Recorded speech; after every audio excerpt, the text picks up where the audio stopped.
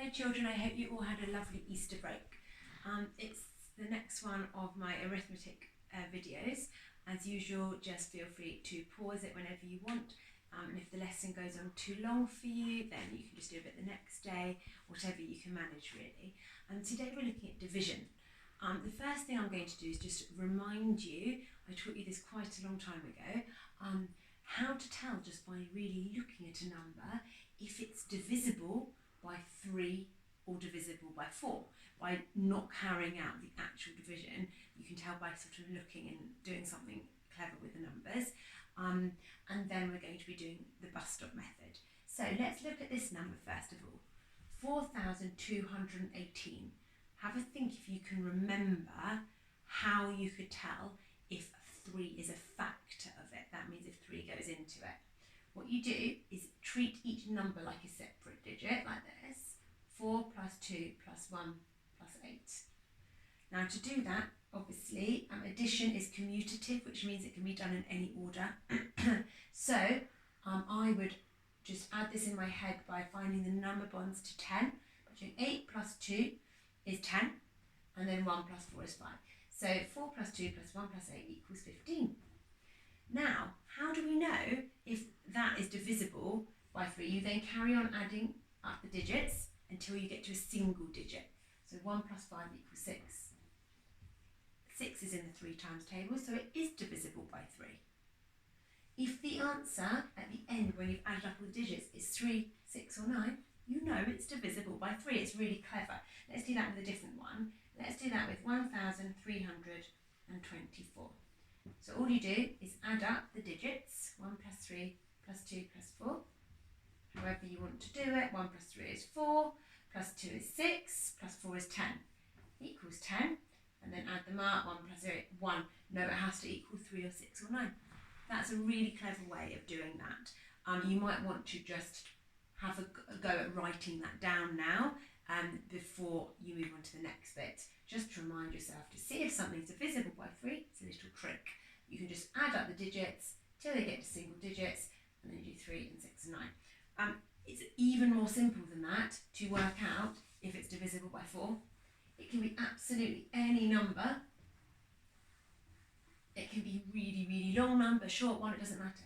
You look at the last 2 digits. So that's the one in the tens and the ones column. It's as simple as if it's in the 4 times table, it's divisible by 4, that whole number. So 4,218 is 18 in the 4 times table. It's not. So it's not divisible by 4. And we're going to prove some of these after. 1,324, we don't care about any of these ones.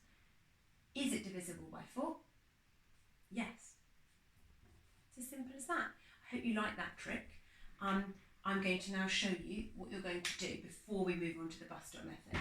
Have a look at these numbers over here, and in a minute I'll ask you to pause it while you do this. I put on top of your page, down the side of your page these numbers. You've got 7 of them to do, and then I've put something like divide by 3, divide by 4. Use those methods that I've taught you to work out, is that number divisible by 3? If it is, for example, we've added up all the digits. If it is, put a tick.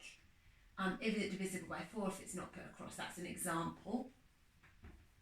So I don't want you to work it out. I don't want you to actually divide them. I want you to do it the way that I've taught you. We just work out, can it be divided? It doesn't give you an answer. It gives you, can it be divided by 3? Tick or cross. Can it be divided by 4? And then we'll go through that, and then I'll give you some extra bus stop method things to do. So can you pause, have a look at this carefully, write it down, and then can you pause it now?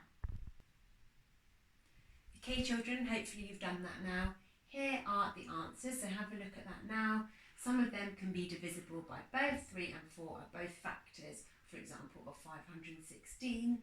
Others, they don't have 3 or 4 as a factor, and other ones, maybe 1 is a factor and 1 isn't.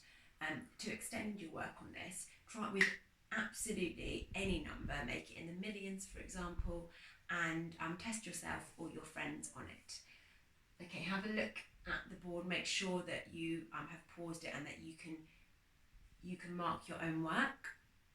And now we're going to go on to the bus stop method.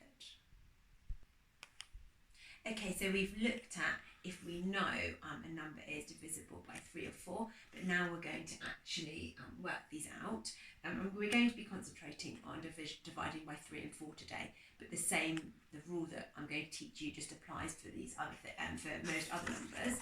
So when you're dividing by any single digit number, a really good way to do it is using the bus stop method. So as I say, we're doing it with 3 and 4, but it can apply to any single digit number. So if you've got the question, for example, 1,639 divided by 3, this is how you would set it out. And again, we've done this at school, but what I'm trying to offer you is some revision sessions. And then called the bus stop, that's meant to be a bus stop and you're waiting for it. And you put the smaller number on the outside, and basically what you say to yourself is, how many 3s go into 1? None. You can just put the 0 there. If you have a slightly different way of doing it, that's fine. As I say, I'm trying to give you different ways to do things. They don't go, cross out the 1 and put it there. How many 3s go into 16? This is knowing your tables. 3, 6, 9, 12, 15, 18 too much, so you have to always go below it. So 3, 6, 9, 12, 15, 5. But you can't forget it's a remainder of 1, so you carry that 1 over there. So then you say to yourself, how many 3s go into 13? 3, 6, 9, 12, 4, remainder 1. How many 3s go into 19? There are 6. 6 times 3 is 18, remainder 1. So we know we could have done before to work out, if we add all these digits up, it's not going to be a multiple of 3. So it's got a remainder, 546 remainder 1. Another way of putting a remainder, we'll talk about decimals at some point, but we've been looking at fractions at school. You can either put 546 remainder 1, but if you want to put it as a fraction, it's 546 and 1/3. And what you do is put what the remainder is over whatever that was, whatever number you're dividing by. So if it was dividing by 5, you put it over 5. I'm just going to show you one more over here. Let's try, because this is something that some people get confused with. Let's say I'm doing it by 4. 827 divided by 4. How many 4s go into 8? 2. How many 4s go into 2? You can't do it. You must remember the 0. You cannot do it, so you have to do that. Then you can cross that off and make it 27. That is the thing that some people slip up on. How many 4s go into 27? You have to know your times tables really well for this. It's 6. And then you've got 3 left over, so you can put remainder 3. How else could you put the remainder? You could put 206 and 3/4. This is when we can go into decimals. What could you put instead of 3/4? Do you remember what 3/4 is as a decimal? 0.75. So 3 ways to do it here. Remainder 3, or 206 and 3/4, or 206.75. If you find that a bit confusing, don't worry, stick to the remainders. We have touched on the fractions and decimals at school. So what I'd like you to do now is have a look at these numbers here. Just pause the video for a moment, please.